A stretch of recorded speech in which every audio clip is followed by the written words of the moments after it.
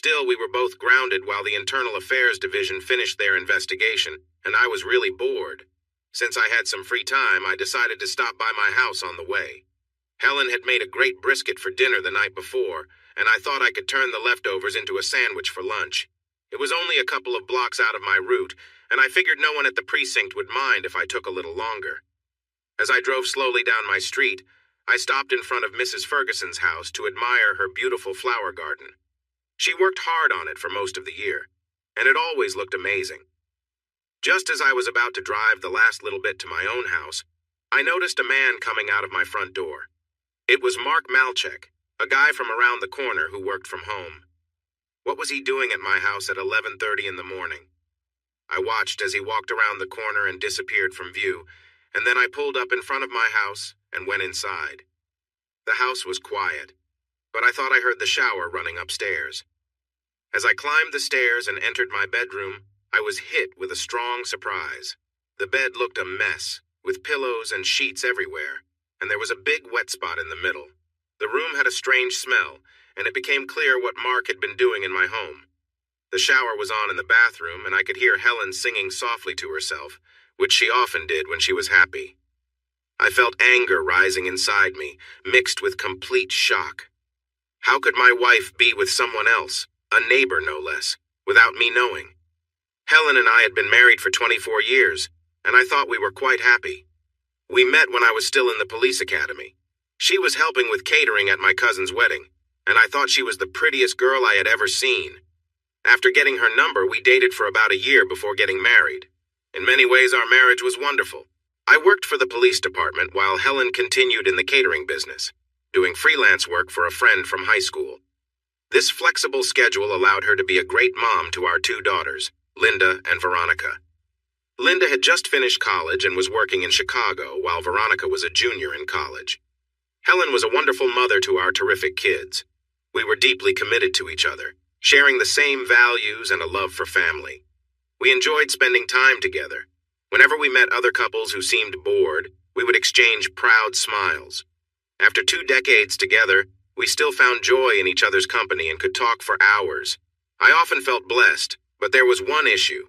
That issue was intimacy. Helen is attractive, and I remember feeling thrilled the first time I saw her without clothes after dating for several months. However, she didn't have a strong interest in being intimate. After our early days of marriage, I realized that she was comfortable with being intimate about every 10 days or so. This was a big change from the 3 to 4 times a week we had started with, and I wasn't shy about expressing my feelings. Over the years, we faced this challenge more than any other. When our daughters were young, we even saw a marriage counselor for help. After a long period of frustration, I understood that Helen truly loved me.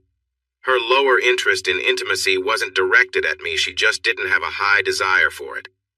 The counselor helped me manage my feelings and encouraged Helen to be more engaged. Eventually, our frequency improved to about once a week, sometimes twice if I could encourage her.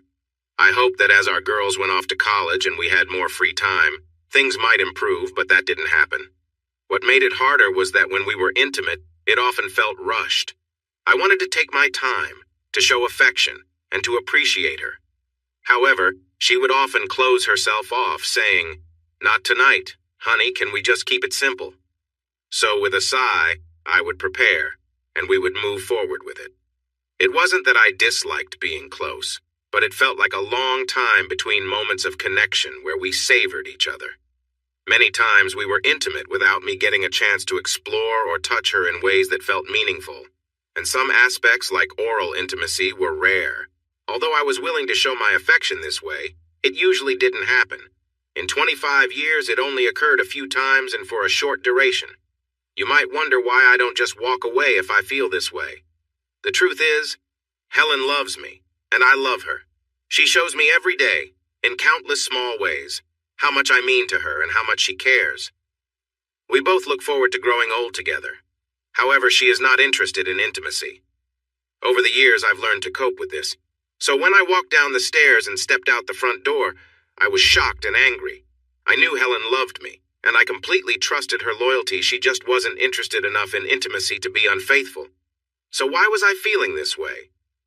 It took me just 3 minutes to reach Mark Malchek's house and ring his doorbell. When he opened the door a crack, looking unsure, he said, "Hi, Rob. What are you?" I pushed the door hard against him, causing him to stumble. I stepped inside and pulled him back up, letting him know I was serious. He looked scared and couldn't find the words to speak. I grabbed his shirt collar with one hand and gave him a few stern slaps. I was careful not to hurt my hand while making sure he felt my anger. I ended with a hard push on his nose, which made him bleed. I pushed Mark onto his sofa and watched as he struggled to breathe. I placed my hand softly around his neck. "Listen carefully," I said firmly. "I know exactly where you were this morning, and I'm not at all happy about it." He didn't say anything. He just looked at me with fear. "Now you're going to tell me everything I want to know and answer every question I have. Then you will clean yourself up and continue with your life, and you will never speak to Helen again. Do you understand me?" I tightened my grip a little to ensure he was listening, and he quickly nodded. Yes, Rob, I understand," he said in a shaky voice. He was completely intimidated. I released him and made it clear he needed to talk. He better not leave anything out, and he shared everything. He and Helen had been seeing each other for more than 2 months. I was shocked to hear he said she started it. At a neighborhood party on the 4th of July, she was very flirty with him when no one else was around. A few days later, she called him in the morning and asked him to come over to help her move something. When he arrived, she was dressed in a short robe and greeted him with thanks and a kiss. During the kiss, she wrapped herself around him, making it clear she wanted to be close. Before he could say much more than, "Are you sure we should be doing this?" They were in our bedroom, and her robe was off. He was staring at her, amazed. She quickly took off his clothes, and they spent a long time together. I wanted to know everything about their first time and what happened after. I was shocked to learn that she was very vocal and seemed to enjoy herself a lot. She even asked him to try different ways, saying she liked it that way. Mark told me he repeatedly asked her, "Are you sure this is okay? What about Rob?" He claimed she said she could keep it a secret from me. Since that first meeting, they had been seeing each other a few times a week, whether in my bedroom or at Mark's home. They tried many different things together. Once, he said she wanted him to tie her up, and she really enjoyed it. This morning, he said, when I arrived at her house, she opened the door wearing just a lacy black bra and some pearls. We went upstairs, and she wanted me to please her first for about 20 minutes. She seemed to enjoy it a lot. Then we tried another position, and after that, she helped me get ready for another time. As I listened to him, I couldn't believe it. The woman I thought I knew for 24 years seemed so different from the person he described. I asked, "One last question, and then you can go. Did she tell you about anyone else?" He didn't hesitate. She hinted that a few guys were before me, but only mentioned one Joe something, maybe Oberman or Olderman. He's a fireman. She said he ended it because his wife was starting to get suspicious. Joe Olderman. He and Stephanie had been our friends for years since our daughters were little. I felt a wave of anger wash over me. Both Helen and I were fortunate that I had the afternoon to cool down. I was lucky I didn't lose control. I knew it could have ended very poorly. By dinner time, I had managed to keep my anger hidden. Helen was cheerful as always. We enjoyed a nice dinner while talking about the kids, her upcoming work, and my boring desk job. Somehow I was able to maintain a calm face and hide my rising frustration. That night, she was in bed watching a rerun of a show when I joined her. The bedroom was quiet and neat, with everything back in place. I leaned over to give Helen a gentle kiss on her cheek and reached out to hold her hand, wanting to be close to her. She looked at me with a tired expression and said, "Not tonight, sweetie. I'm feeling worn out. How about we just watch a bit of TV together?" Normally, I would take the hint and settle in beside her, maybe a little disappointed but understanding. But tonight, I felt a stronger need for her company. "I really want to be with you tonight," I said softly. "Just us." She sighed, looking at me as though weighing my words. Finally, with a slight shake of her head, she said, "All right, Rob, but let's keep it simple, all right?" We settled together quietly, her eyes still holding a trace of reluctance, and we shared a quiet moment. We stayed close, just enjoying each other's presence without any words. For a few minutes, there was only the warmth between us and the steady, calming rhythm of simply being near each other. Eventually, I let out a deep breath, feeling a sense of closeness and release. After a moment, she gently moved, saying, "I think I'll go get ready for bed now." I gave her a small, reassuring smile. "Thanks for tonight," I said. She responded with a brief nod, her eyes softening a bit. As we drifted into a comfortable silence, I felt grateful for the shared peace, and I settled into the quiet, letting it wash over me.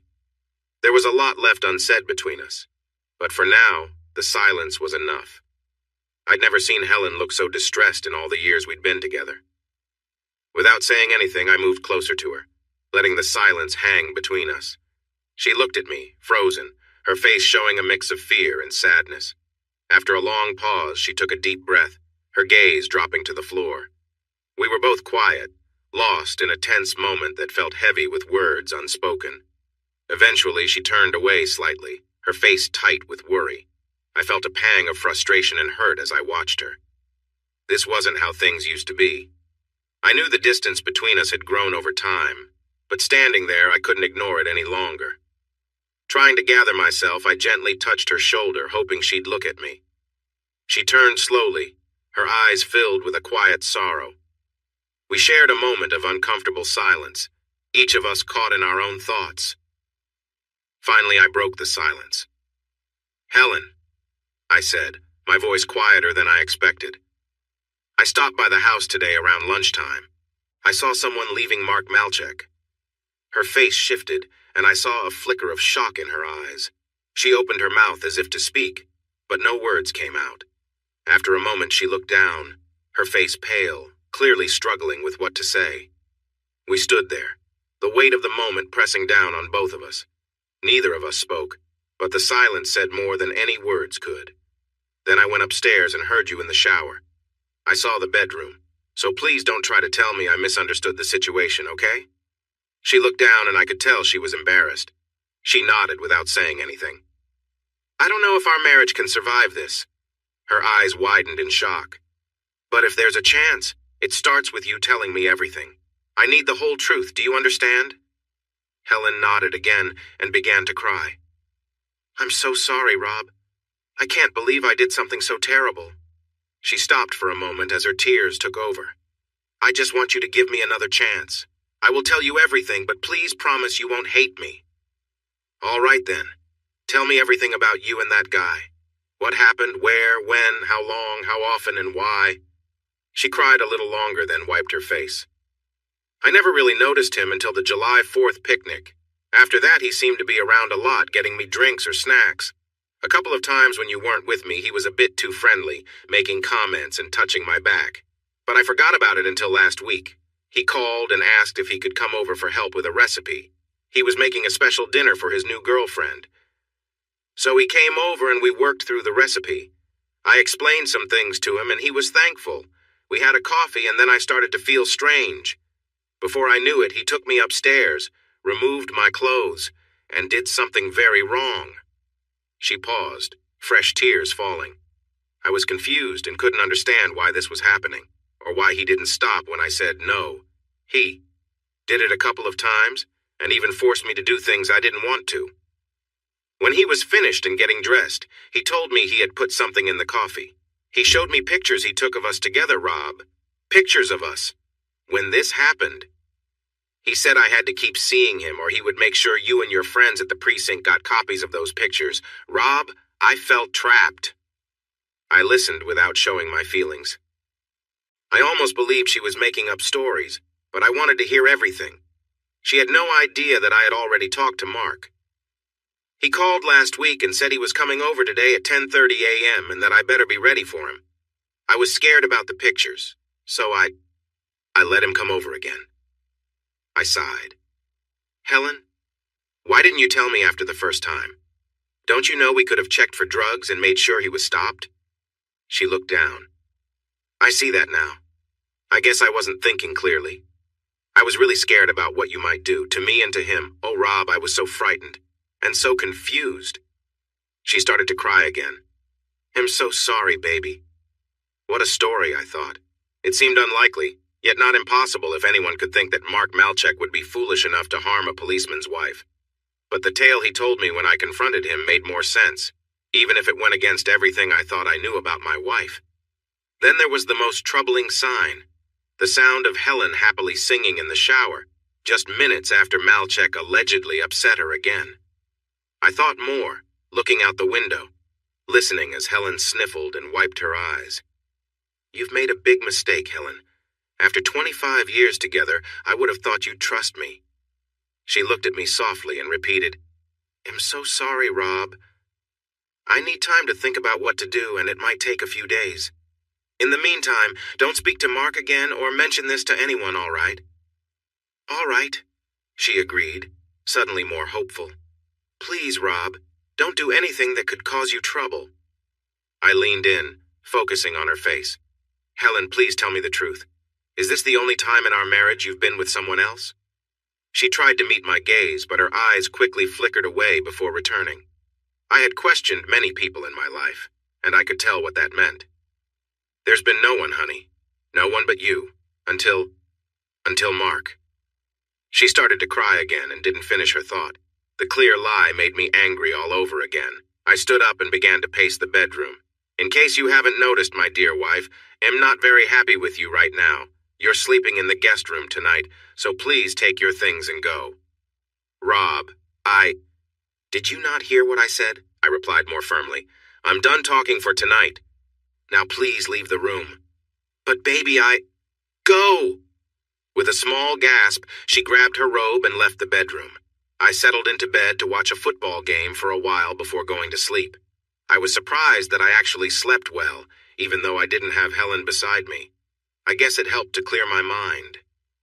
When I got downstairs, I could smell coffee brewing. When I entered the kitchen, I saw that Helen had made a big breakfast.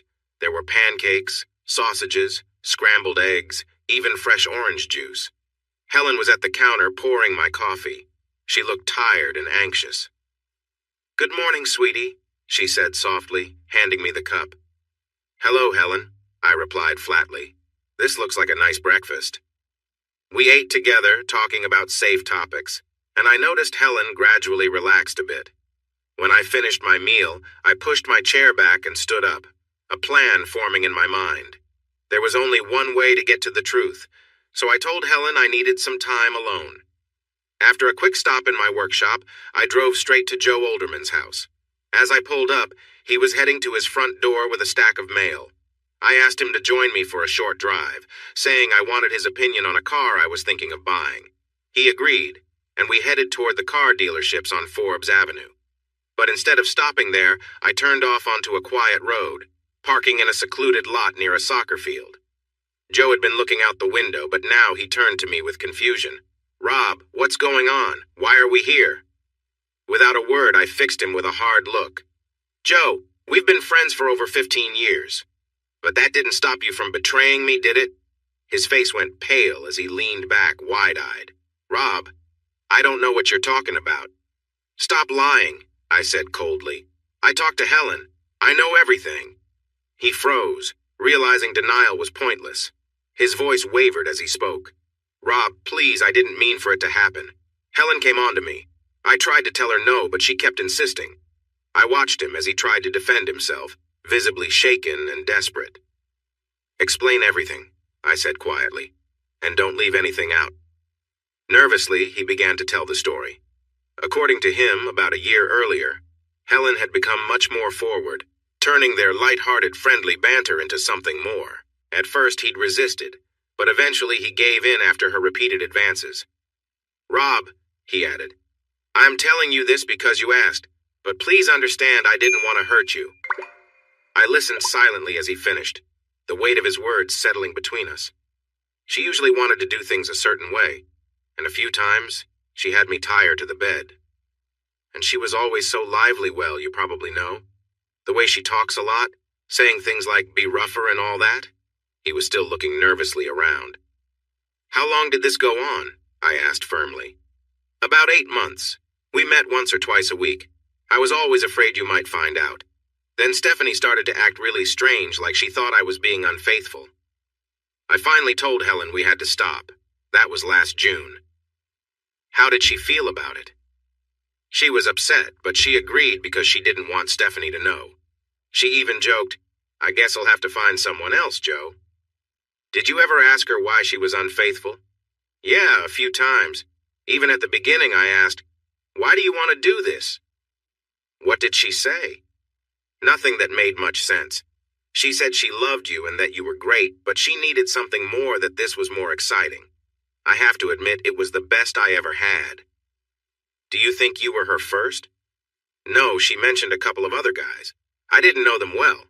Just that one was someone she met while catering. I leaned back and looked at him. He stared out the window. Finally, I said, "You really messed up, you know that? It doesn't matter how much she wanted you, there was only one right thing to do, and you did the opposite." He lowered his head, not meeting my gaze. I figured he was relieved I wasn't going to hurt him. "Our friendship is over. Get out of the car." "Here? But it's probably 10 miles to." His voice trailed off when he saw my face. He silently climbed out of the car and walked away. Without another word, I turned the car around and drove back to town. I went straight to Joe and Stephanie's house and was lucky to find Stephanie home. "Hi, Rob. Weren't you with Joe just now?" she asked, glancing at the empty car. "Yeah, but something came up. Can we talk for a few minutes?" Looking confused, she led me to the kitchen where we sat down with coffee. "Steph, we've been friends a long time and there's no easy way to say this. Joe and Helen had an affair." "What?" She looked shocked. After a moment, she shook her head. "Rob, I could believe you if you said Joe was with someone else. I thought something was going on last spring, but Helen? No way." I took out the mini recorder I'd hidden in my pocket before leaving. Without saying anything else, I rewound it and pressed play. We sat quietly, listening to my conversation with Joe. I felt like crying several times. I knew the tears would come later, but I held myself together. I noticed Steph's face harden, her lips tightening in an angry frown. I guessed that her marriage with Joe might be just as broken as mine. When the tape ended, we stayed silent for a few minutes. Then I asked her if any of this made sense to her. "Not really, Rob. For so many years we were just friends, right? We always joked around a bit. I remember you playfully pinching me or making silly comments about my bathing suit, but it was all in good fun. But this, Joe was acting so odd last spring that it's easy to think he might not have been faithful. Still, Helen is the last person I would expect him to be with." Suddenly, she looked at me with suspicion. "Rob, you didn't come here to make a move on me, did you? Like, some kind of revenge?" "Steph, I thought you knew me better than that. We've been friends for a long time. You know I care about you. Do you really think I'm that thoughtless?" She started to cry and said, "I'm sorry, Rob. I guess I'm a bit overwhelmed right now, not thinking clearly. It's hard to have a good opinion of men right now. Please remember that you and I are the ones hurt in this situation. Yes, you are a lovely woman and I am attracted to you, but that's not why I'm here. I wanted you to know the truth about your husband. I'm going to ask Helen to leave my home, and I'm here to help you deal with Joe in any way I can. I wanted you to understand that I'm on your side. That's the only reason I came." Still crying, she came over and sat on my lap in the kitchen. She wrapped her arms around me, rested her head on my shoulder, and sobbed. After a while, we were both in tears. We likely stayed like that for 30 minutes. The drive to Chicago was nearly 6 hours, giving me plenty of time to think. I couldn't comprehend how deeply Helen had betrayed me. It was clear she had been unfaithful with several others, and some she had pursued herself. The most painful part was how open she had been with these other men. She never showed the same willingness with me, always hesitant to try something new or even to be close before we were intimate. I had endured that for years. As I left Stephanie's house, I felt two things clearly. First, my marriage was over, and Helen would regret her choices. Second, I needed to talk to my daughters first. I called Linda, and she was excited about my surprise visit. We went to a diner near her apartment, where she told me about her new job and her relationship with Chad, her boyfriend. Then she asked, "Dad, what's going on? It's great to see you, but I can tell there's something on your mind. You seem really tense."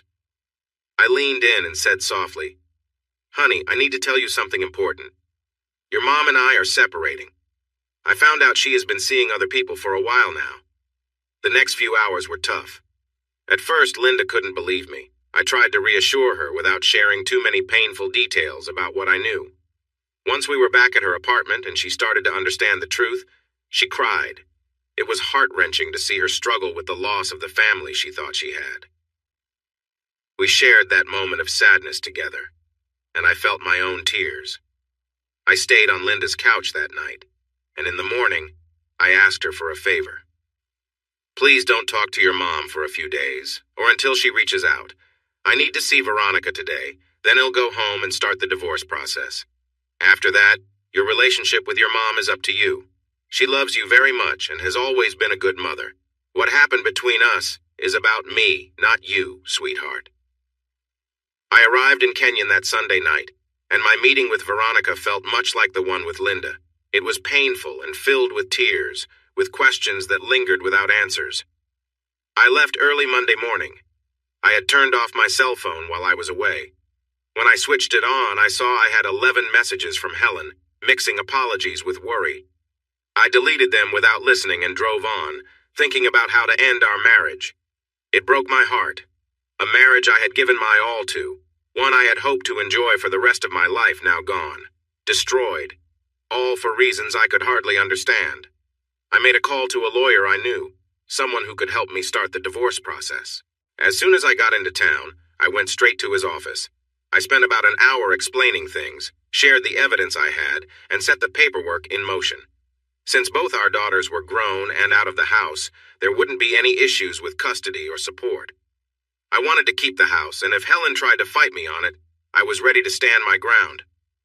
Around 4 p.m., I drove by the house and Helen's car wasn't there. Good, I thought. I parked in the garage and made a call to a 24-hour locksmith service. By 6 p.m. when Helen returned, he had arranged for a few changes. I watched as she tried to unlock the front door and grew frustrated when her key wouldn't work.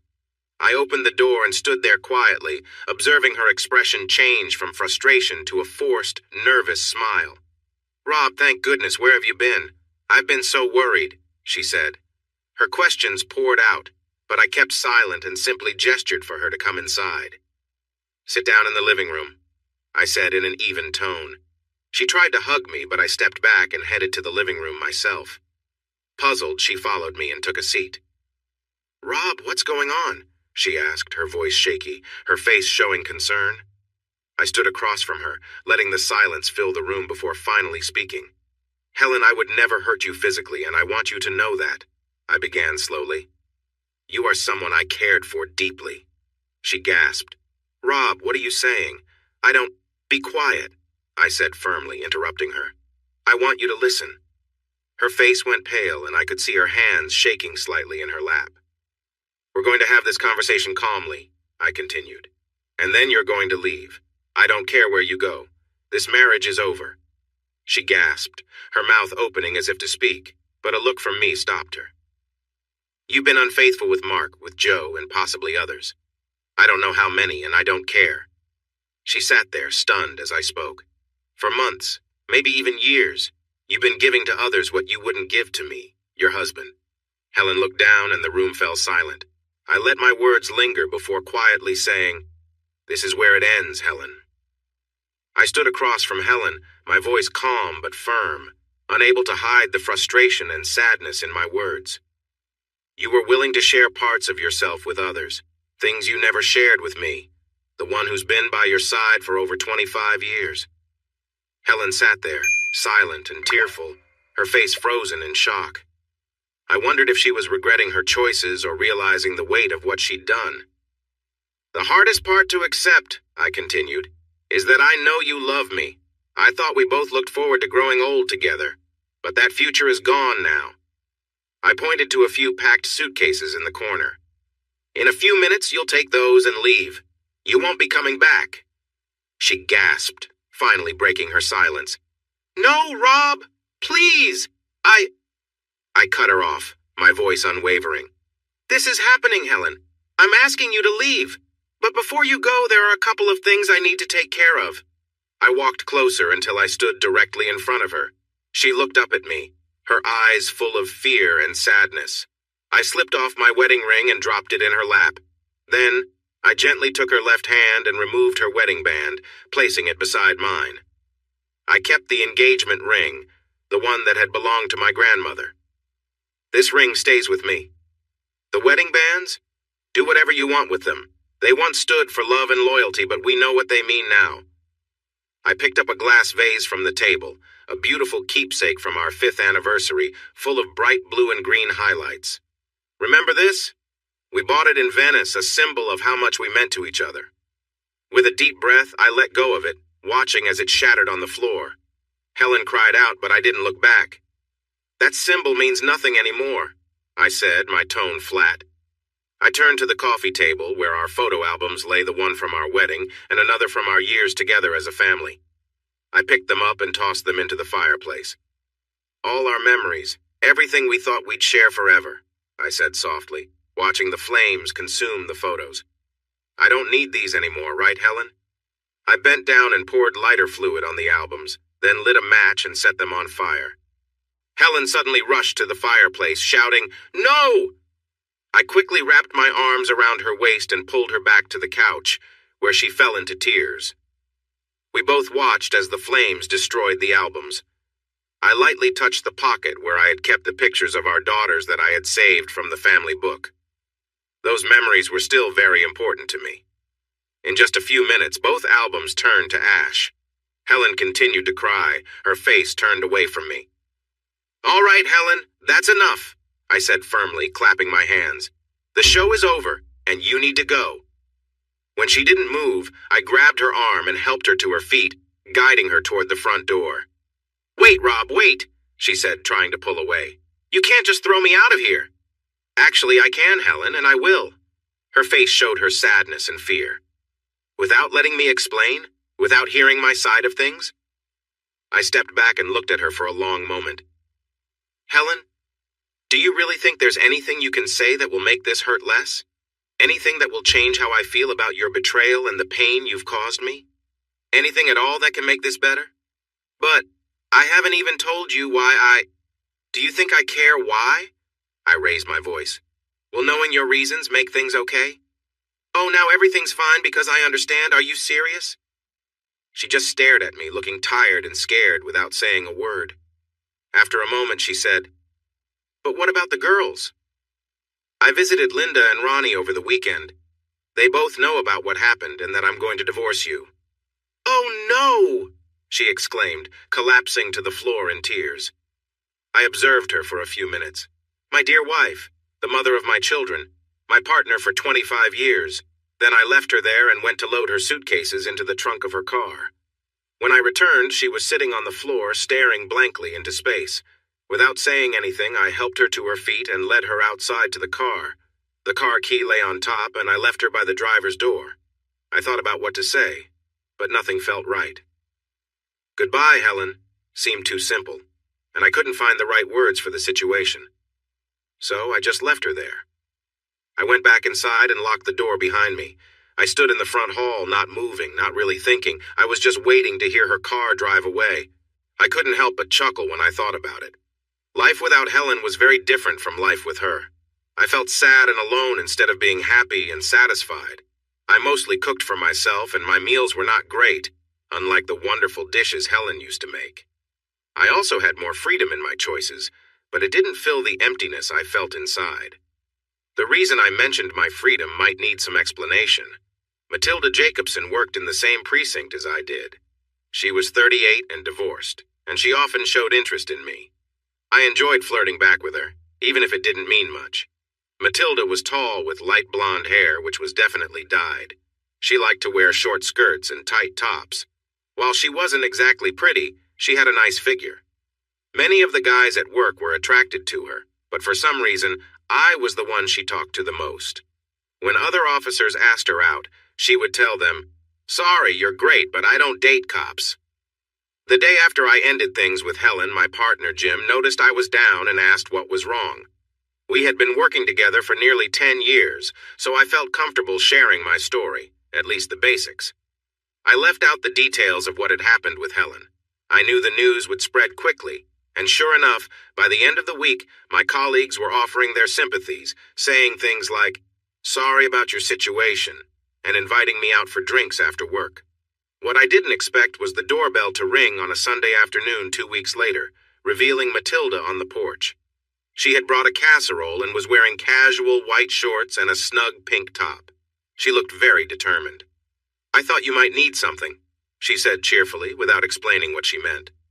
She followed me into the kitchen, placed the casserole down, and leaned in for a kiss that surprised me. After a moment, I gently pulled back and asked, "That was unexpected, Matilda, but what's going on?"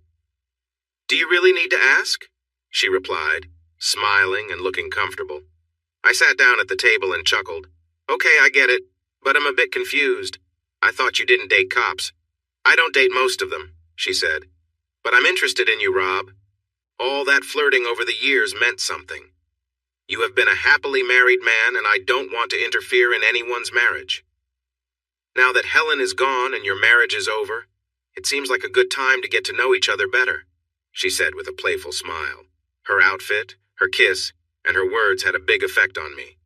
But I wasn't going to be foolish. I replied, "Matilda, I appreciate the interest, but I'm not in a good place for a new relationship. I've just ended things with my wife, and I'm not ready for anything like that." She smiled and kissed me softly.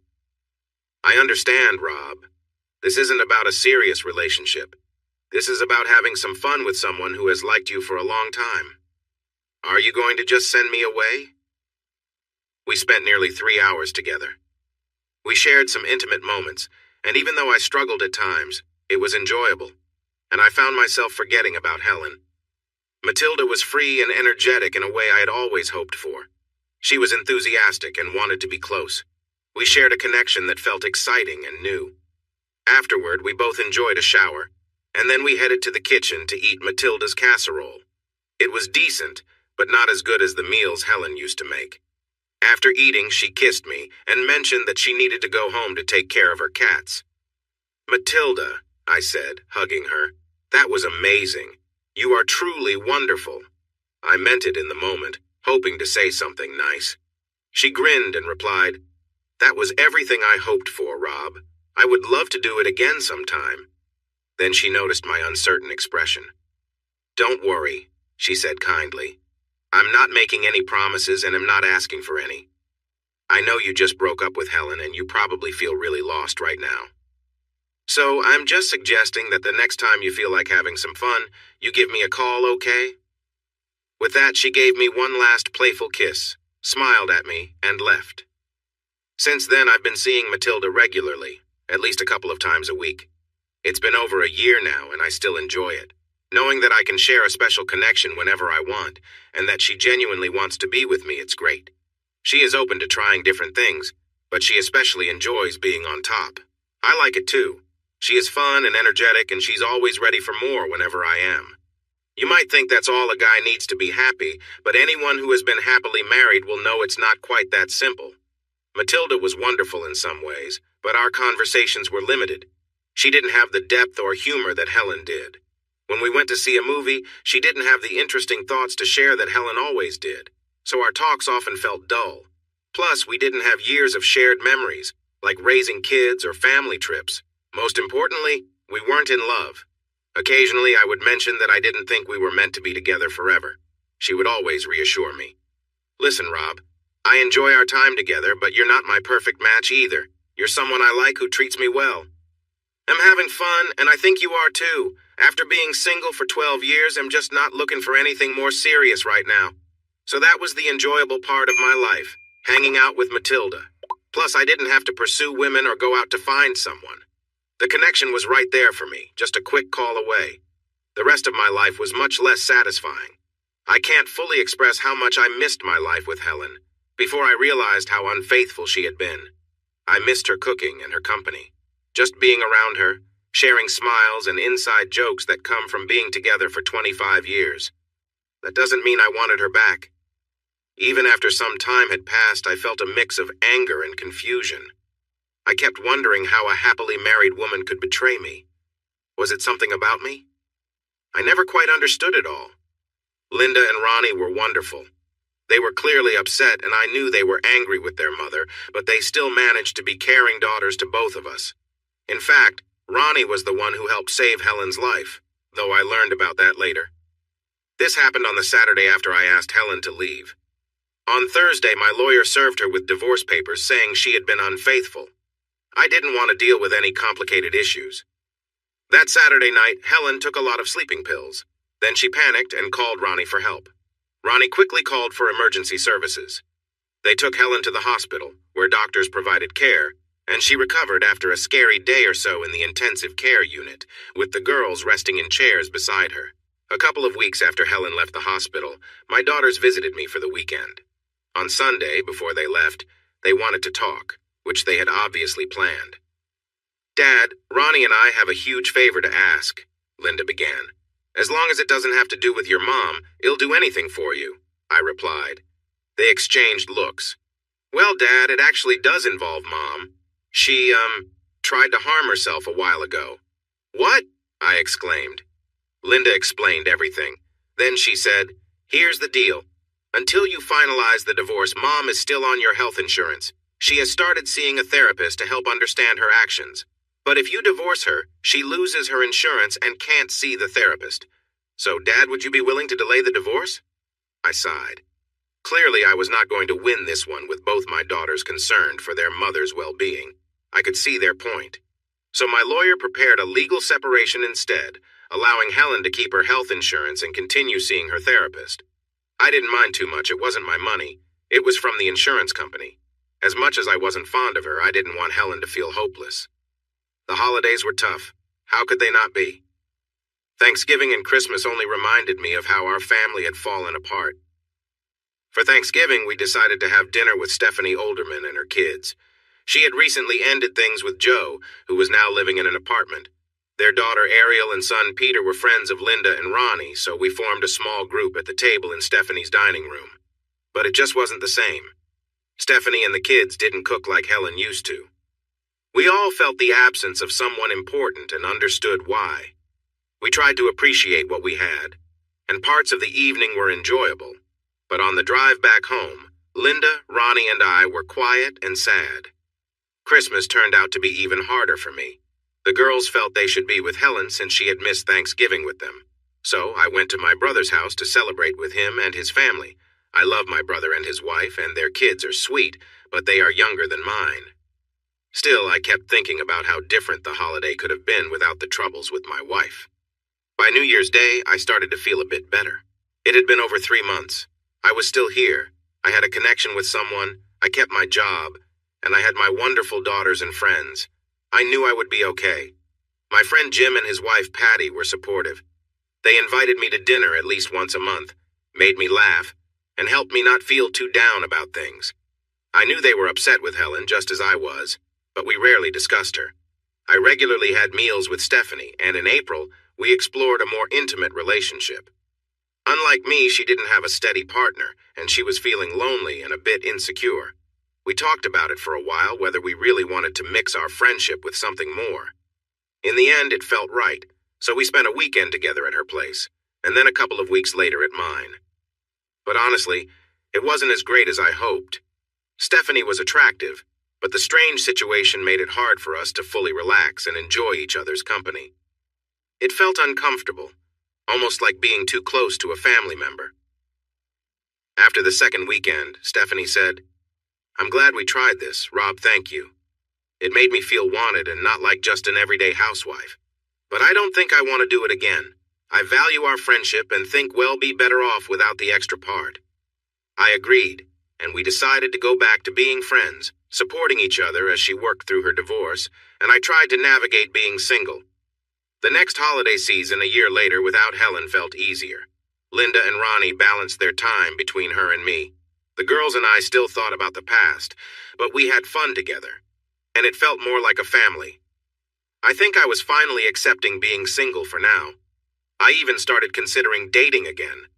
I realized that Matilda and I did not have a real future together, even though I enjoyed our time. I started to think about whether I could find a true romance at my age, just a couple of years before I turned 50. Then, one spring weekend, Linda and Ronnie visited again, and I sensed something was about to happen. I worried that it wouldn't be good news. I was correct. It was about Helen. "Dad, She's starting to put her life back together and she wants to see you. Why would she want that? She knows how I feel about her.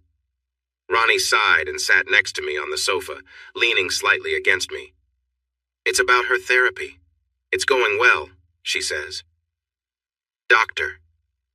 Oliva thinks it's time for her to talk to you to explain and apologize. I rolled my eyes. Explain? Why should I care about her reasons for what she did? Sorry, girls. I shouldn't have said that.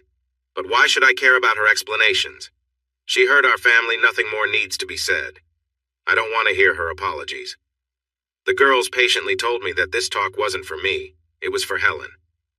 She needs to acknowledge what she did, Dad. It's part of healing, I guess. Dr. Oliva said it's up to you whether to forgive her, but she wants to take responsibility. So I'm supposed to sit here and listen while she tells me she didn't mean to hurt me? No way. I stood up and left the room. But in the end, they convinced me. If you have daughters, you understand. I love them, and they still care about their mother, which is important. And it's tough to say no to them when they truly want something. On the second Saturday in May, at 2 in the afternoon, Helen's old car arrived in the driveway. I hadn't spoken to her or seen her for more than 17 months. I stood in the open front door watching as she took in the house and yard, remembering the place she had lived for nearly 20 years. When she saw me standing there, she paused, looking hesitant. Hello, Rob, she said softly. Hello, Helen. Why don't you come sit in the backyard? I had made up my mind not to let her see inside the house. Without saying more, I walked around the side of the garage to the back, expecting she would follow. We sat at an old table on the patio. I poured a soda for Helen and placed it in front of her. She looked thinner and a bit more worn than I remembered, but she was still a very attractive woman, which annoyed me as soon as I noticed it. Thank you for letting me come, Rob, she said after a few quiet moments. I know you might not have wanted this, and I appreciate it. Just don't give me any nonsense, okay? I'm ready to hear you out like the girls said you needed to. Just be honest with me. Speak the truth or leave. She nodded. I promise no lies, no nonsense. And Rob, I'm really sorry for everything I did. Yeah? Well, that's nice to hear. Everything is just fine now, you know, Helen? I realized I was feeling angry, more upset than I expected. I took a deep breath and said, Sorry. You'll stay quiet, go ahead. After a moment, she said, You need to know that what I did wasn't about you, Rob, or our marriage. I'm sure you've wondered about that, wondered what you did wrong. But it was me. I found myself in a situation I didn't understand, living in 2 different worlds. The one with you and the girls, and another world where I acted out of character. I scoffed, but stayed quiet. Let her tell her story, no matter how strange it sounded. You remember 7 years ago, the summer my parents died? Of course I remembered. Her father passed away suddenly in his backyard on a beautiful June day. Her mother was heartbroken and didn't want to live anymore, and less than 3 months later, she passed away in her sleep. It had been hard for all of us, especially for Helen, their only child. And then that fall, not long after my mom's funeral, Arlene was hit by a car? I nodded. All 3 losses happened in that short time. Arlene and Helen had been co-workers in catering and very close friends. Anyway, I fell apart after all that, as I'm sure you recall. I felt lost, like I didn't know what my life was for anymore. I went through the motions working, taking care of you and the girls, but I wasn't really myself. Then in November, on a weekend you were away hunting with Joe, I decided to go out with Sandy, a divorced neighbor, for a couple of drinks. I don't remember where the girls were, probably at a friend's house. But I just needed to get out, to be on my own, to do something different. We went to Perozzi's, had some drinks, and danced with a few guys. Then it got late, and one of the men we had been dancing with offered to take Sandy home. I could see she wanted to be with him, and since I had driven us there, I said okay. And then, she paused and took a deep breath. Tears rolled down her face. And then a big, strong man named Ted picked me up. Ted Archer from Minneapolis. He talked to me, got me to dance with him, and bought me a couple more drinks. I ended up going to his hotel room. I can't explain it, Rob. She looked at me now, even with her tears. He was confident and strong, and somehow he made me feel different in a way I didn't know before. We went to his room, and he did things I never agreed to. He just took charge, and I went along with it. He pushed me in ways that made me uncomfortable. It went on for a long time. He kept me in place and made me do things that made me feel ashamed. I did whatever he asked. It was hard to say no. In the morning, I woke up feeling terrible about what I had done. I wanted to quietly get dressed and leave, but he caught me and brought me back for more before I could go. When I got home, I was a mess. Thank goodness you and the girls were still out. I showered repeatedly and threw my clothes away. I was overwhelmed. I couldn't believe I had betrayed you like that, and how Ted had made me act in ways I said I never would. I knelt down and prayed for forgiveness, hoping that my secret would remain hidden, and I could find a way to make it right with you. That night, I wonder if you remember, I was clingy and nervous, like we had a fight. I told you I didn't want to be close because I was scared you would sense something was wrong, but I wanted you to hold me all night. When I realized my secret was safe and you didn't know, I felt relief and promised myself to be the best wife I could be. We even grew closer than usual for a while, and I let you try some things you wanted instead of saying no like I usually did. She took a sip of her soda, looking at me with sadness in her eyes. Her tears had stopped, but she looked empty. That's how it had started, she said. That one night with the man from out of town had taken root in her mind. She couldn't stop thinking about why she had let it happen, and why his strong personality had affected her so much. The urge for more of what was new and different grew inside her. She fought the feeling for nearly 2 years, but when I was away visiting colleges with Linda and Ronnie, she gave in again. She found a bar about half an hour from town, met someone, and spent the night with a truck driver. I can't put into words how ashamed I felt, Rob, or the thrill that came with it. I was horrified by what I was doing, truly horrified, and it made me feel like a villain. Yet at the same time, it was so thrilling and the feelings were so intense and exciting, I just got lost in them. Since I started seeing Dr. Oliva, I see now that the shame and the thrill went together for me. It felt like it had to be something I was ashamed of for me to enjoy those moments. I also realized that my feelings were a part of my life but kept separate from everything else. After the first couple of times, I began to store away my feelings about my actions in a little box in my mind. I still felt ashamed, even a bit sick, but the shame found its way into that little box, and it stayed separate from my daily life.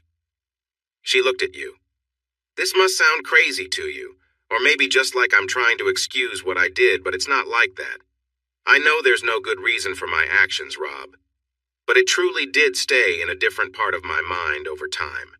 With the rest of my mind, I could keep loving you and the girls, and going on with my job and being a good homemaker, even continue being the distant partner who frustrated you so much. After her second brief encounter, she stopped resisting her feelings as much, and her connections with others happened more often whenever the girls and I were away. I think there were 6, or maybe 7, over 2 or 3 years. I've tried hard to remember, but am not quite sure. Then one of her clients from catering showed interest in her strongly, similar to how Ted had, and she began a relationship with him. It felt like my night with Ted, but it went on for nearly 6 months. We met once or sometimes twice a week, usually in the afternoon, and he just wanted to use me. He didn't hurt me, but he did what he wanted. After that ended, something changed inside me, I guess. But after that, I went on to find another partner, and another after that. Between the client and her most recent connection, Mark Malchek, there were 3 other men over a couple of years. One of them our old friend Joe. Helen discovered she didn't need to hold back. In fact, she took the lead more and more with each man, exploring things as she wanted. But the relationships were always wild and free, just the kind of closeness I had wanted with her, which she had always kept from me. I've thought about this a lot, Rob, and that must be the worst way I betrayed you. I am so sorry, finding out that I had. Helen looked tired and sad. The day had turned gray, and the wind was picking up. She had been sharing her feelings for a long time. Okay, I said after a moment. What now? I felt a mix of anger and sadness. I even felt a bit sorry for her, but I felt more sorry for myself. It seemed like she could read my mind. I can't imagine how hard this is for you and how much I've hurt you, she said. She gave me a small, uncertain smile.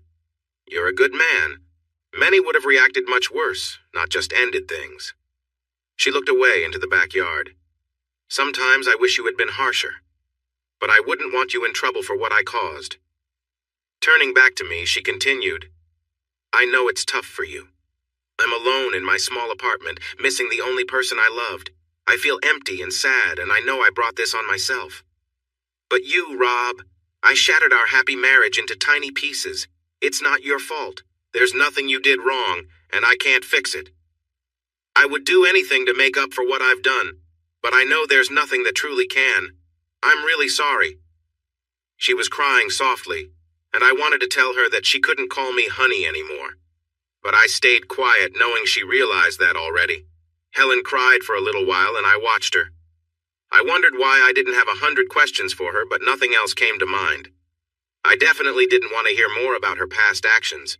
What I had learned was more than enough. Why did you choose Mark and Joe? I asked suddenly. They are two guys we know. One is one of our oldest friends. What was going on? I don't know, she replied through her tears. I've discussed it with Dr. Oliva. I guess it means I was losing control even more. I wasn't being careful about keeping my other life away from you and me. Maybe I was secretly hoping to be found out. I felt so ashamed and desperate about what I was doing that I thought the only way it would end was if you caught me. So I started seeing Joe, who lived just around the corner. Pretty silly, right? It doesn't make much sense to me either. She continued crying, and I just sat there watching her.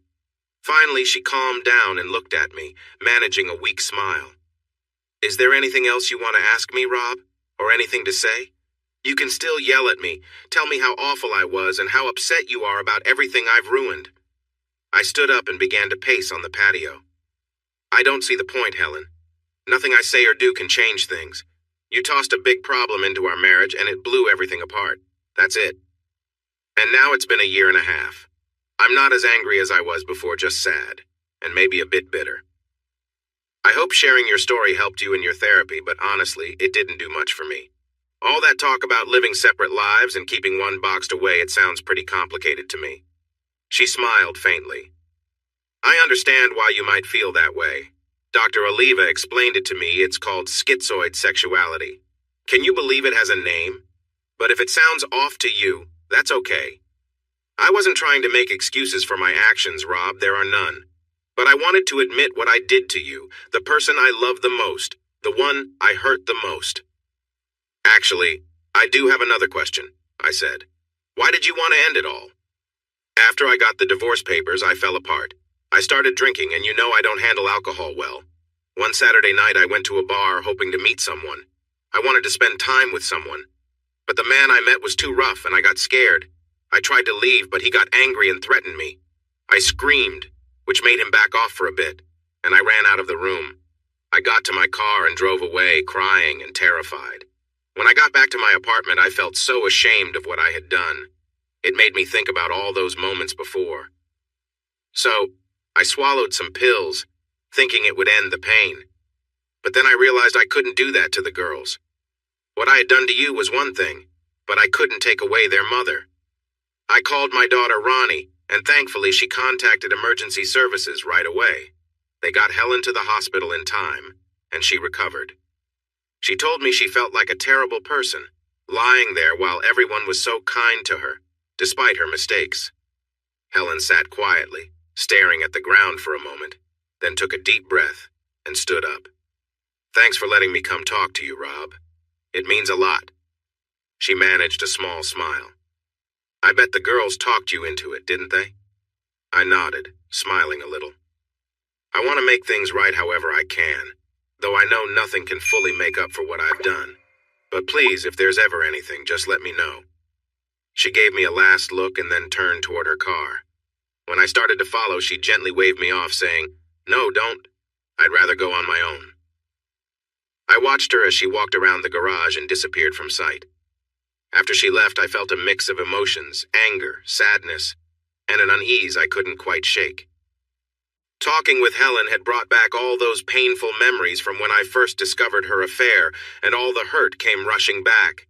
I went inside and picked up the phone. Hey, Matilda, it's me. Listen, I know I was going to pick you up later, but are you free now? When Matilda arrived, she immediately noticed that I was upset. She gave me a warm hug and looked at me with concern. "Did things with Helen go badly?" she asked. "It was okay," I said, sighing. "Just a lot to process. I'm still not feeling great, though." She gave me a reassuring smile and said, "Don't worry, we'll get you feeling better." She led me over to the couch and we sat together quietly, her calming presence helping me relax and let go of some of the tension. It was just what I needed: peaceful, comforting, and free from the weight of the past. I pulled her close, feeling her warmth against me, and then something powerful swept over me. We fell back onto the bed, and Matilda turned to hold me gently. "Are you okay?" she asked. Suddenly, I found myself in tears, unable to stop. She held my head on her shoulder, stroking my hair and saying softly, "It's all right, everything is okay." She comforted me, and I kept crying.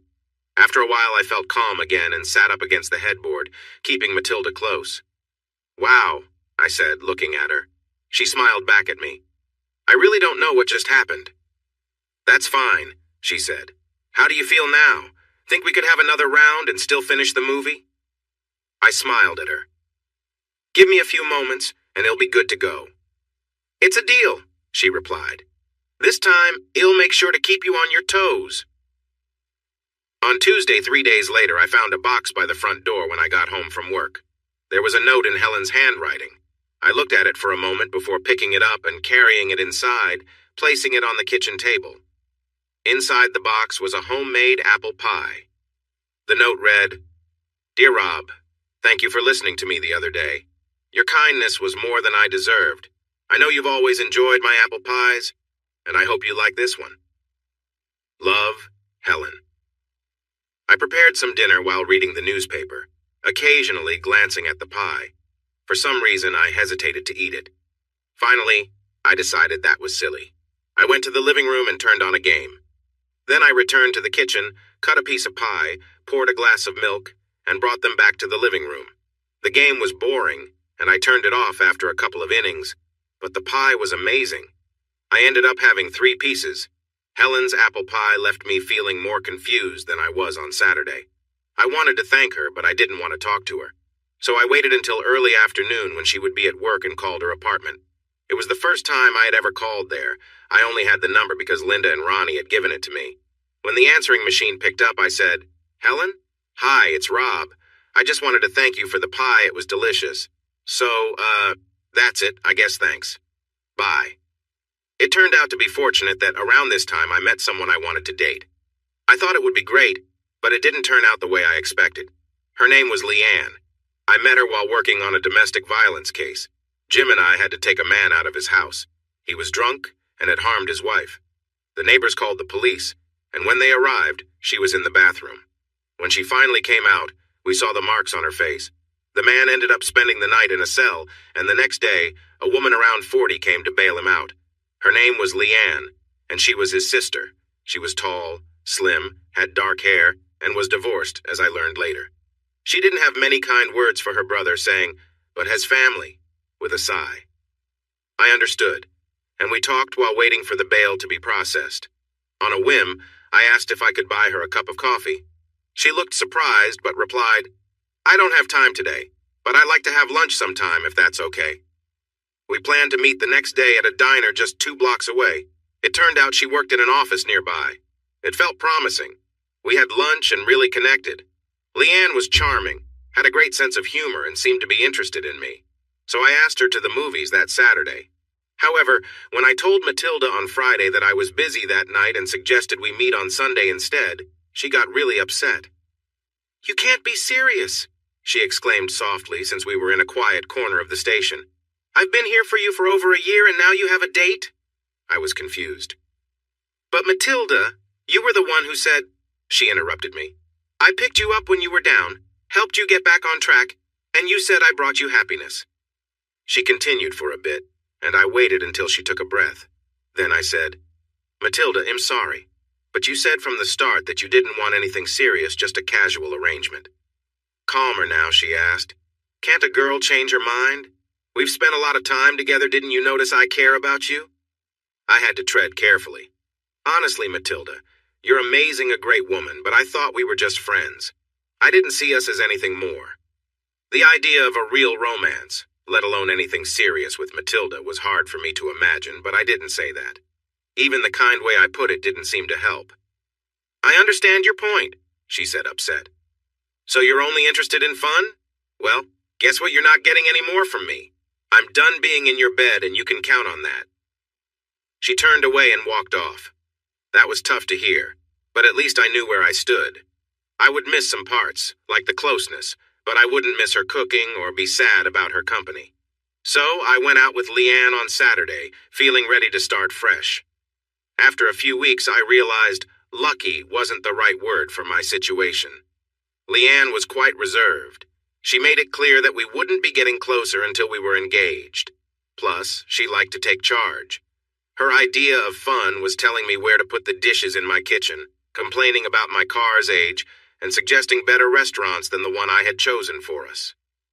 After 4 dates, I decided to end things with Leanne. I never regretted it, even when she called me a few times, the last one being pretty upset. I couldn't understand how someone would marry her in the first place. The following weekend, Jim and Patty invited me to dinner, and to my surprise, Patty's younger sister Barbara joined us. I thought it might be a setup, but we all enjoyed a nice evening together. On Monday, I joked with Jim about it. He looked a bit guilty but couldn't stop laughing. "It's not my fault, Rob," he said, still chuckling. "Patty knows you're dating again and wants you to meet Barb." I found Barbara attractive and was open to the idea, but I felt cautious. What if we don't get along? I don't want to look bad in front of Patty. Jim reassured me, saying, "Patty said she only wants you to give Barb a chance. She promised it wouldn't be a problem if things didn't work out." I decided to take a chance. I called Barb and asked her out for dinner on Saturday. We had a nice, easygoing time, and when I dropped her off, I thought a simple goodbye was all that would happen. But she smiled and said, "Would you like to come in for coffee? It's still early." I hesitated for a moment, then agreed. She made some coffee, and when she returned, I was surprised by her outfit. We ended up having a lovely time together, and I felt a connection growing between us. It wasn't an amazing experience like Matilda's, but I still had a good time. Afterward, I picked her up and carried her into the bedroom, and we enjoyed each other's company. We fell asleep for a while, but she woke me up and we spent some more time together in the night. The last time was early in the morning, after which she made bacon and eggs and sat on my lap while feeding me. I drove away feeling tired, confused, and happy. Our time together had been fun, and it seemed like there could be more whatever I wanted. Barb was full of energy and attractive. Even though I hardly knew her, I liked the idea of getting to know her better while enjoying more time together. But soon I started to understand why Barb was still single at 44, even though she was lovely. On our second date, we went to the movies and then back to my house, where we spent the night like before. The next morning over breakfast, Barb started dropping hints that she wanted to move in with me. She mentioned how a woman's touch would improve my place, asked about my dinner preferences, and complained about how small her apartment was and the high rent. I was too surprised to say anything, so I wisely kept quiet. But by our third date, she was talking about marriage. She wanted to know when I would introduce her to my daughters, saying it was important to have a good relationship with them. This was moving way faster than I was ready for. Marriage? I had only spent 3 nights with this woman. When I gently pointed that out, things went downhill. First, she didn't understand my hints, so I decided to be more direct. "Barb, I feel like things are moving too fast for us. I like you, but I'm not ready to think about marriage again." She gave me a cold look and said, "Why commit when you can have everything for free?" "No, Barb, if you weren't ready for marriage, why have you been with me each time we meet? What's that about?" "Barb, I think we're both..." "No, you're just another guy who thinks with his impulses. You just want to get a girl interested, not caring about what she feels." And suddenly, she broke down in tears at my kitchen table, hiding her face in her hands. I tried my best to comfort her, but she remained upset and didn't want to talk. In the end, I drove her back to her place, where she slammed the car door and went inside. Feeling confused, I went home and called Jim. "Is your sister-in-law acting strange, or is there something wrong with me?" He laughed. "Let me guess," he said. "You had some fun on a couple of dates, And suddenly she starts talking about engagement rings, places to travel for a honeymoon, and plans for the future. Am I right? Absolutely, my friend. Has this happened before? Yes, it has. Patty and I thought about giving you a heads up, but we decided to let things unfold naturally. Barb tends to get a bit too excited, and it has scared off more than a few guys. It's too bad because she is a nice person. But based on past experience, Rob, she probably won't want to talk to you anymore. You're in the past now. Well, I said, I'm okay with that. That was one intense conversation. She was fun, but saying she rushed things a little doesn't even cover it. So, are we good? Will Patty be upset with me now? Not at all, Rob. You gave it a try, and that's all she could have asked for. As the weeks passed, my luck with dating didn't get any better. I went out with a few other women like a cop's cousin I knew and a cute waitress at a diner I visited, but nothing really worked out. Sometimes I got lucky, but mostly I didn't. I wasn't sure if I was really over Helen and ready for something new. But it didn't matter because I just didn't connect with anyone I dated. Meanwhile, Helen was still bringing me food once a week. After the apple pie, she brought over a delicious peach pie. As always, I left her a message to thank her. Then it became a routine. She made me roast chicken, meatloaf, and pasta salad. I started eating well again a couple of times a week, but without Matilda, I was back to living a pretty bland life. One Saturday afternoon, I was driving home from the hardware store when I spotted Helen. She was in a parking lot, putting groceries into her car. I was stopped at a red light, so I watched her, noticing all the little things about her. After I got home, I went back to working on the bathroom tile I was fixing, but my thoughts kept drifting. About an hour later, I decided to freshen up and put on clean clothes. I got in my car and, without really thinking about it, found myself in front of Helen's apartment. When she opened the door, she looked surprised to see me, but after a moment she smiled a bit shyly. "Hi, Rob, come in. This is a nice surprise." She was wearing shorts and a green top. She looked good, more relaxed than when she had visited me last. She was still the same figure I remembered, though slightly thinner. "Hi, Helen." I walked in and sat down on her couch, still wondering what I was doing there. "I wanted to thank you for all the wonderful food you've been giving me. You're the best cook I've ever known. Everything has been so tasty." She smiled widely, clearly happy to hear that. "I'm glad, Rob." We sat quietly together for a moment. Helen's smile slowly faded, and she looked unsure, probably wondering why he'd come over. I found myself wondering the same. "Helen," I said, breaking the silence, "thank you for the meal. It was thoughtful." She smiled, though it looked a little shy, and nodded. "I still like cooking for you," she replied softly. We sat there, the weight of unspoken words filling the room.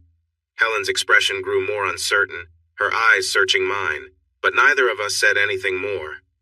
After a pause, I took a deep breath and said, "It's been a long journey, hasn't it, Helen?" She nodded, her eyes a bit misty as she looked down. There was a lot we weren't saying, but maybe that was for the best. Finally, I reached into my pocket and pulled out a handkerchief, offering it to her so she could wipe her eyes.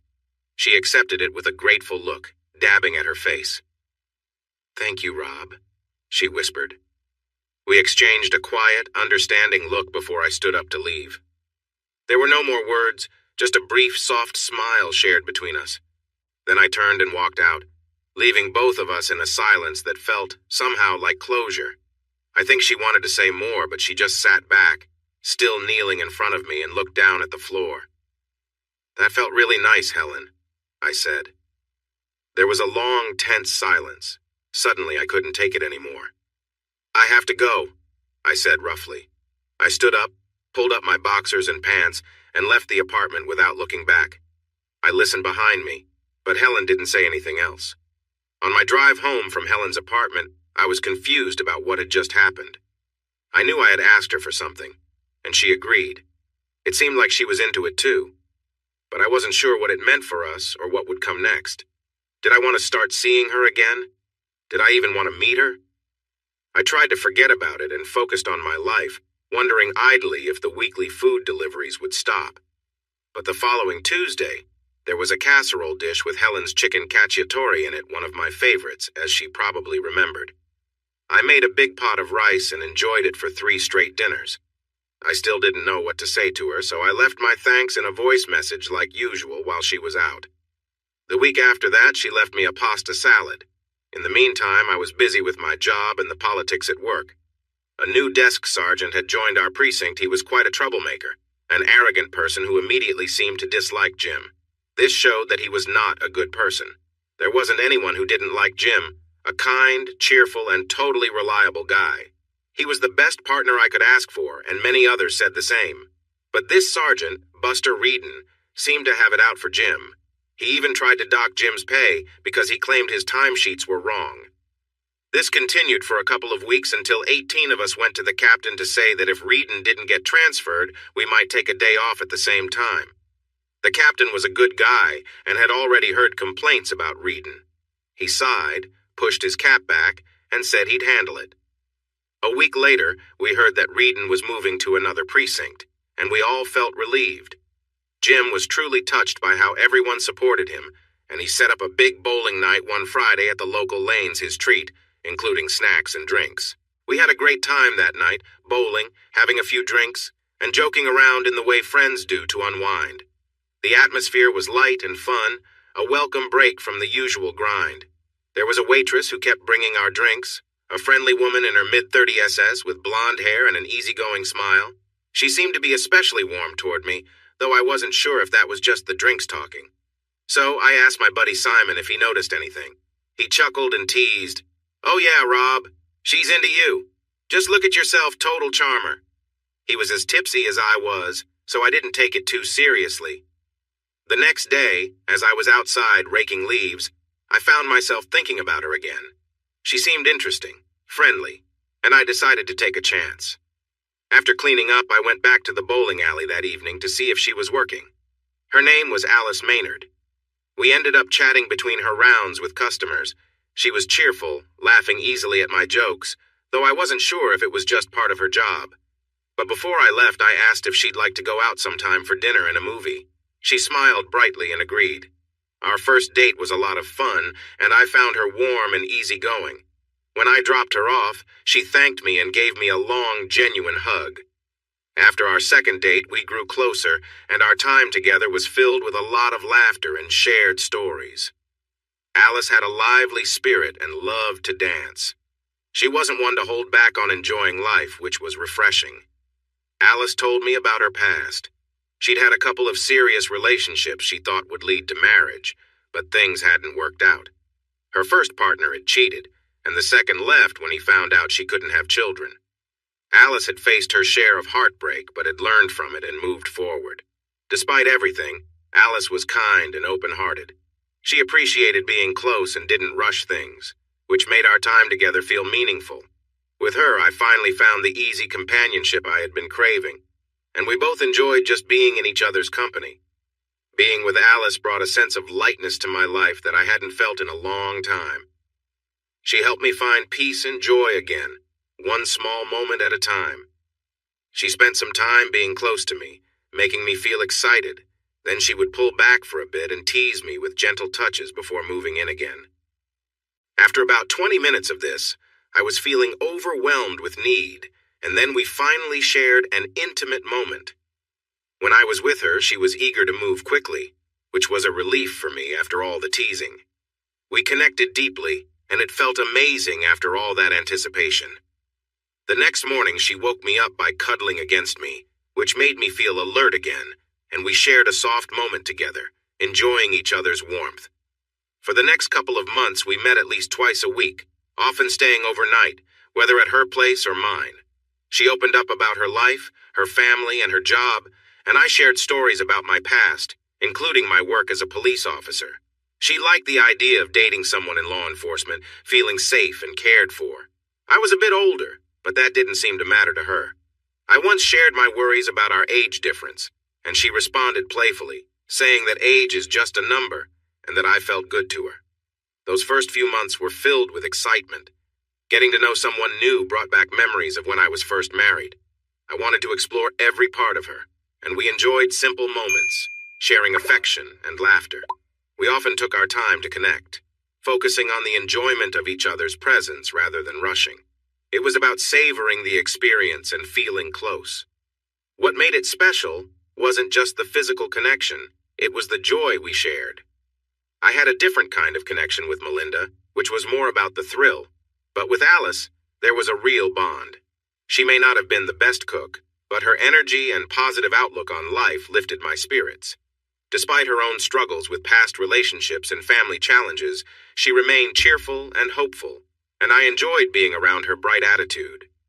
We also got together with our friends Jim and Patty every couple of weeks, and it was clear that they enjoyed Alice's company as well. I was in the kitchen one day, helping Patty with the dishes while Alice and Jim were outside. Patty turned to me and asked, "How's everything with Alice, Rob?" I replied that we were having a good time, and she said, "I think she's a good match for you." I glanced at her, and she smiled. "Jim thinks so too. She's smart and sweet, and she seems to really like you for some reason." "Thanks, Patty. That means a lot to me." Things were good. Alice and I made a nice couple, and I had no complaints about our time together. This went on for about 5 months. During that time, I thought about Helen less and less. She was still leaving dinners for me once a week, and I thanked her on her answering machine. We didn't see or talk to each other, but Linda and Ronnie kept me updated, telling me that Helen was doing well and her catering business was growing. Sometimes I wondered about the time Helen and I shared why I had gone to see her and what it all meant, but I didn't dwell on it, as Alice kept me busy and happy. Then Ted returned to town. Ted was Helen's ex-boyfriend. He had cheated on her, and that was years ago. He had moved away to North Carolina, but now he was back. I didn't find out right away. One Saturday night, Alice and I came back to my house after the movies. We had gone for drinks afterward, and I was feeling relaxed. I put my arm around her, ready to head upstairs, but she stopped me. "Rob, can we sit in the kitchen for a minute?" Her serious look caught my attention. We sat at the kitchen table, and she said, "I need to talk to you about something." I didn't say anything before because there wasn't much to share, but now. "Alice," I said, getting a bit impatient, "can you just tell me what's up?" I wanted to finish this quickly and go to bed. "You remember Ted, right? My ex-boyfriend?" I nodded. "I've been emailing him for a bit. He told me he was back in town and asked if I'd have lunch with him. So I thought about it, and I said okay. Last Wednesday we had lunch at the Benton Grill." I didn't like the sound of this, and I felt uneasy, sensing that we wouldn't be heading to the bedroom soon. "Okay," I said, "and—" She looked down for a moment before looking at me again. "Well, he wants to get back together. He knows he made a mistake when he cheated on me. He married his secretary, but that didn't last long before things went wrong again. He's dated others, but he says he realized I'm the one he truly loves.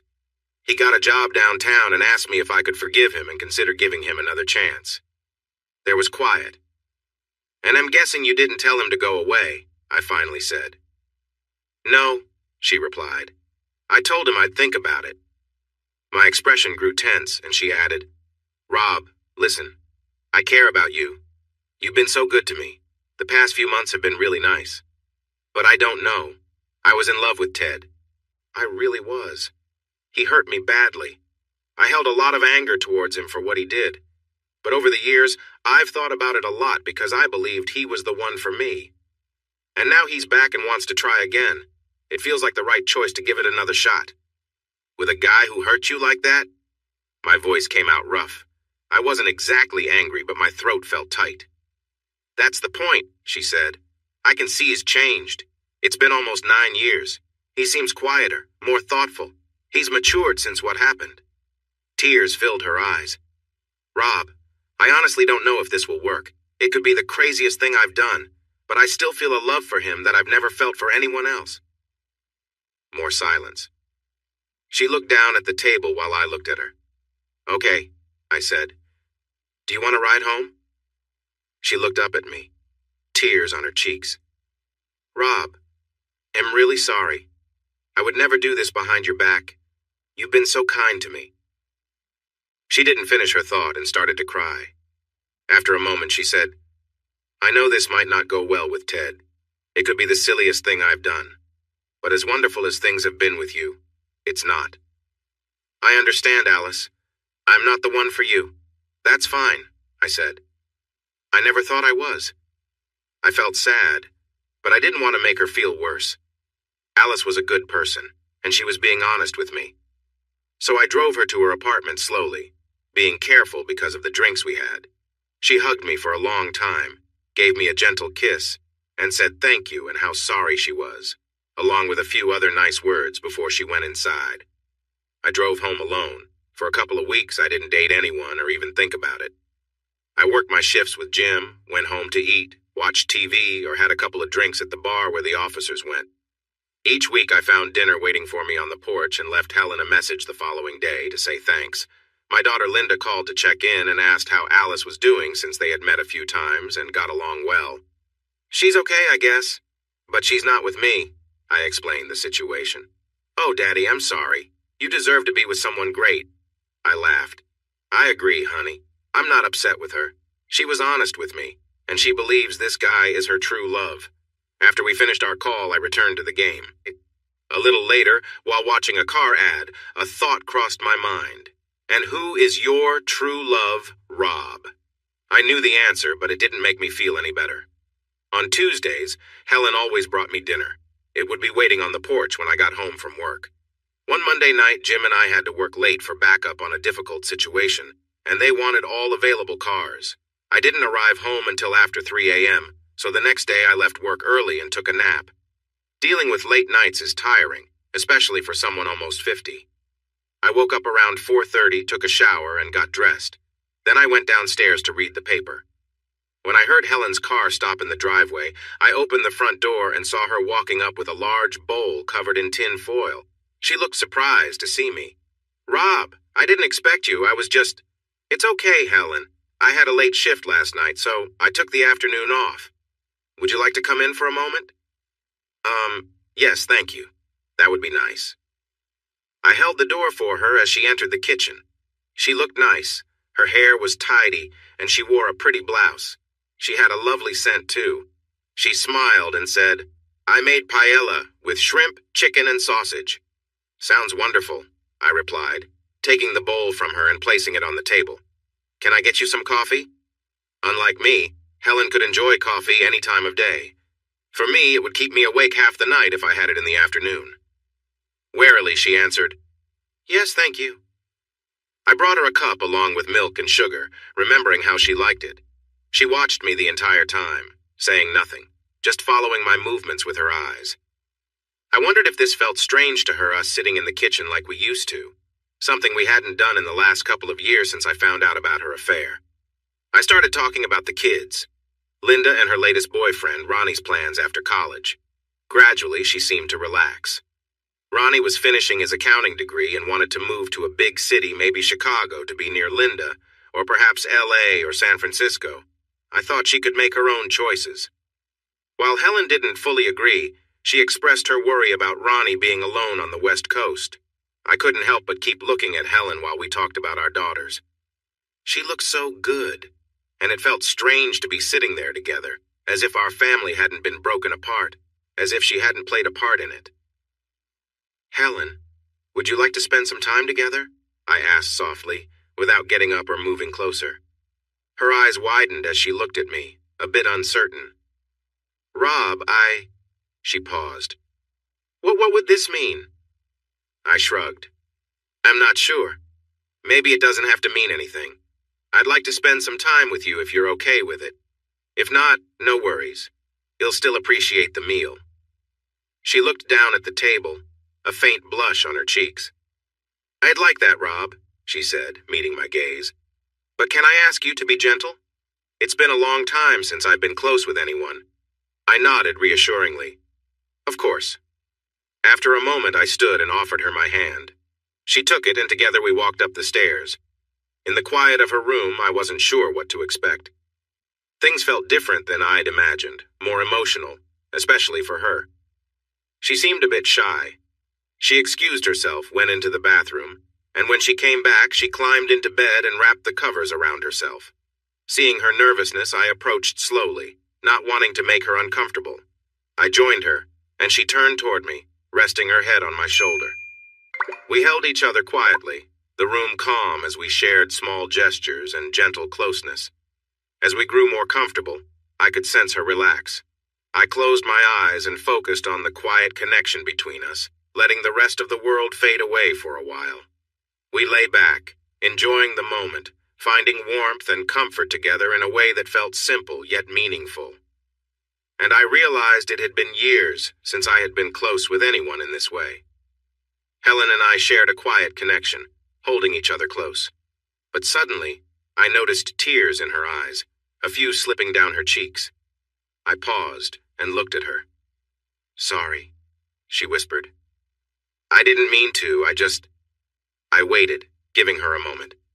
Finally, she continued, "I can't stop thinking about everything I did wrong, how I hurt you, and everything I lost."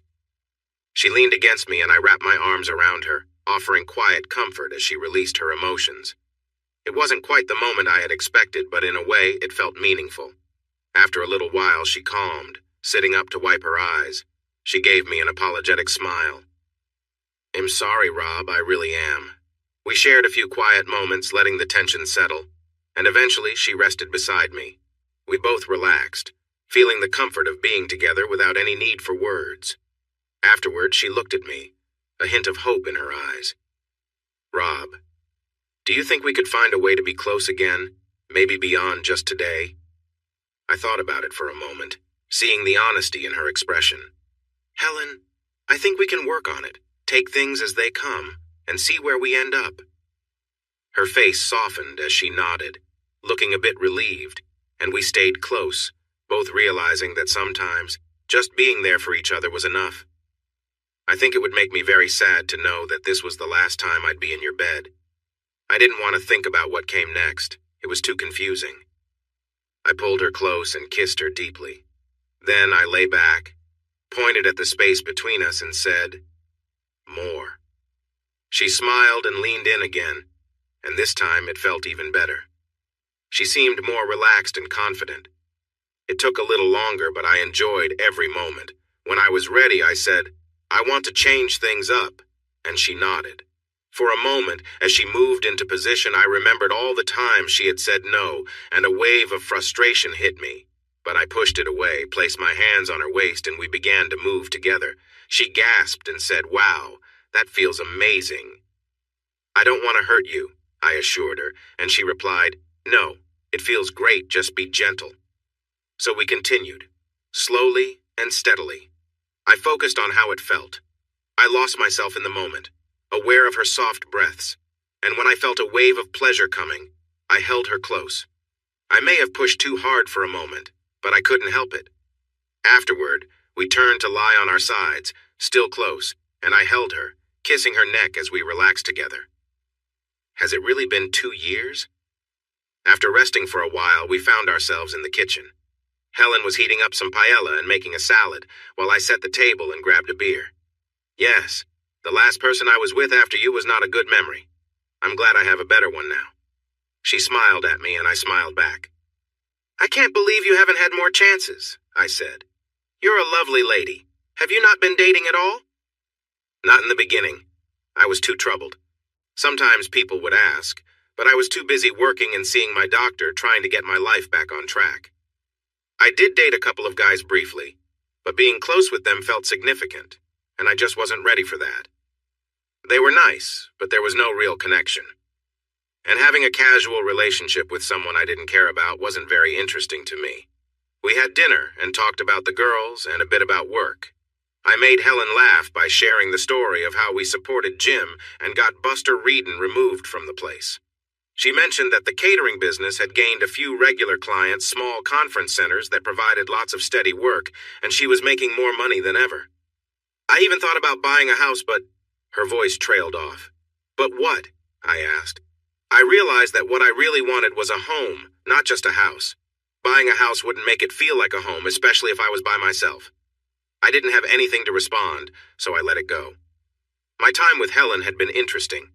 It felt mostly comfortable, familiar, and nice. We knew each other quite well.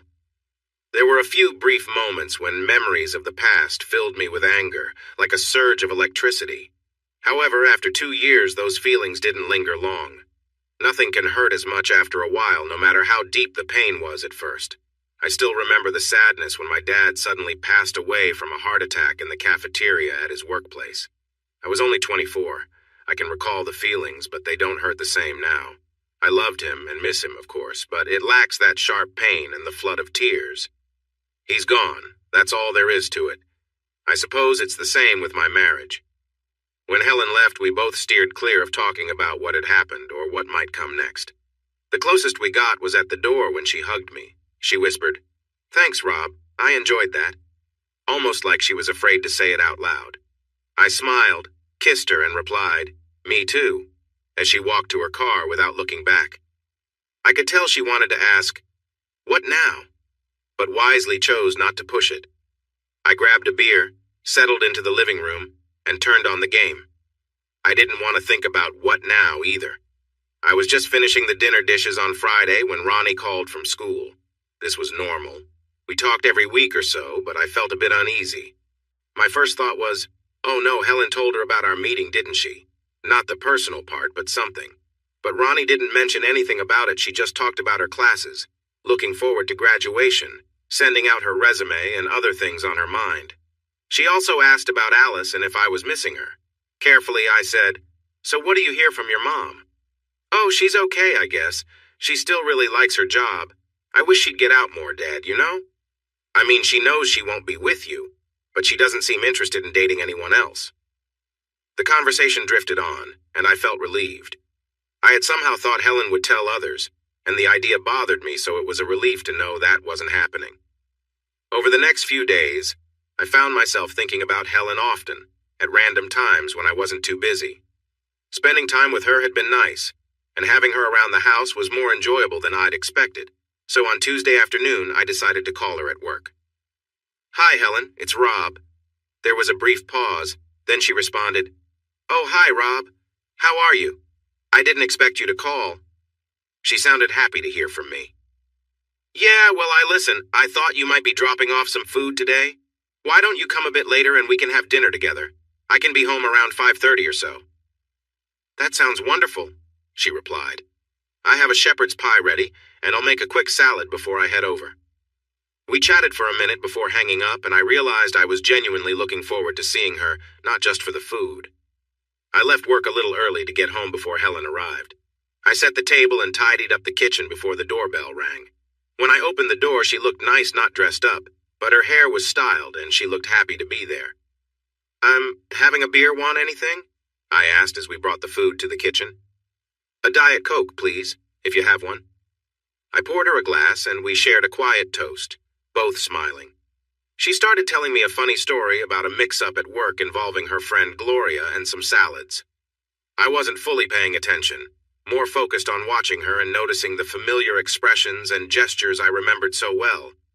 Without saying anything, I stepped closer, took the glass from her hand, and gently held her in my arms, giving her a soft kiss. Helen looked surprised, but didn't pull away. We stood there, close and silent, just enjoying the moment together. When I pulled back slightly, her cheeks were flushed. She seemed about to say something, but I gave her a reassuring smile, and she looked at me, her expression warm and open. We shared a quiet moment, both feeling the comfort of the familiar, enjoying each other's company in a way that felt natural and unhurried. After a moment, her face softened, and she placed her hands in my hair, pulling me closer for another gentle kiss. We stood there quietly, wrapped in each other's embrace, sharing a rare moment of closeness. As her breathing quickened, I noticed her excitement, but instead of rushing, we kept things tender and simple. I could feel her warmth as we enjoyed this quiet connection, taking a break from the outside world to simply be together. Without a word, we shared these moments, just happy to be in each other's presence. We laughed softly at times, recalling shared memories and letting the mood stay light and comfortable. Eventually, I helped her up to sit on the counter, where we continued to share more moments of closeness, laughing together as I reminded her of the fun we used to have. She smiled, her eyes sparkling with a warmth I hadn't seen in a long time, and we simply stayed close, grateful for the quiet comfort of being together again. As we lingered there, it was clear we were both content to let time slow down, sharing a simple yet meaningful moment without any rush. It was a reminder of how easy things could feel when we both let down our guards and enjoyed the little things. Without a word, I lifted her gently and carried her into the living room, where I set her down on the soft rug. We held each other closely, sharing a quiet moment of closeness and warmth, with a sense of excitement and energy filling the room. Laying together, we laughed and talked softly, enjoying each other's company in a relaxed and comfortable way. We spent time just being close, sharing stories and small gestures, feeling at ease in each other's presence. It was simple but felt special, as if we were reconnecting in a way we hadn't done in a long time. After a while, we lay side by side, resting in peaceful silence. She gave me gentle kisses on my cheek, and we both closed our eyes, simply relaxing together. After a time, she smiled and asked if I'd join her upstairs. We went up to the bedroom, where she kindly suggested I lie down and relax. She began giving me a soothing massage, gently working on my shoulders and back, easing away any tension. I closed my eyes, letting her calm and caring touch relax me completely. She took her time moving down my arms and back, letting the quiet atmosphere work its magic. As she continued, she focused on different areas, making sure I felt fully at ease. It was a peaceful, thoughtful gesture, and I appreciated her care and attention. We stayed like that for a while, enjoying the calm and quiet together. There was no need for words. The comfort and connection were enough, creating a moment that felt warm and genuine. After some time, I began to feel restless, shifting slightly as I lay there. Helen could sense my energy, so she gently rolled me onto my back with a soft smile. She leaned down to give me a quick, light kiss, her eyes bright with warmth. When we settled again, we held each other quietly, enjoying the closeness. Helen rested her head on my shoulder, but kept looking at me with a thoughtful expression. After a moment, she spoke. "What we shared just now, that was something I wanted to give to you. It wasn't something I learned from anyone else. It just felt right." Her words surprised me, but I could see she was sincere. I smiled at her, feeling a sense of ease between us, and she looked happy, relieved even. We shared a soft, comforting kiss, then lay together peacefully, drifting off to rest. Over the next few weeks, our quiet Tuesdays together became a routine. Helen would bring over dinner, wed talk, enjoy each other's company, and then she'd head home. Neither of us talked about what it all meant, and we both seemed content to let things be. One Saturday, I saw a movie that I thought she'd enjoy, so I called and asked if she wanted to go. She happily agreed, and we met up for a quick meal at a diner we used to visit, followed by the movie. Afterward, she came back to my place and decided to stay the night. We took our time that evening, sharing laughs and enjoying a relaxed closeness, moving at a slower pace. After years of keeping each other at a distance, it felt good to reconnect without any hurry or pressure. We appreciated each other's company, and I started to feel more comfortable with our new rhythm. For the first time in a long while, I realized that simply being together, sharing small moments, and enjoying each other's presence was enough. It was a slow, natural adjustment for both of us, but over time, we grew more at ease with the closeness we'd rediscovered. Then at the end, I turned her around, and we connected in a way that felt intense and meaningful. Helen didn't always seem to have those moments of deep pleasure, but she was always happy and relaxed after we were together, grateful even. We cuddled and she showered me with kisses on my neck and face, but we stayed away from any overly sweet words. I wasn't sure if I felt that way, and I think she was wise enough not to say those things even if she did feel them. The next morning she woke me up in a playful way. We spent time together, made breakfast, and then enjoyed some more moments before she headed home. That left me pretty worn out for the rest of Sunday. It had been more than 6 weeks since Helen and I started seeing each other again, and I hadn't told anyone about it, not even Jim. But the next time he and Patty invited me over to dinner, I felt it was too strange to keep it a secret. "Can I share something surprising?" I asked them while we sipped our coffee. "You guys are my most sensible friends, and I want to know what you think." With a serious expression, Jim said, "You're coming out about something, Rob? Patty and I have suspected it for a while. We just wondered when you'd bring it up." I didn't smile. I just told him, "You figured me out, Jim.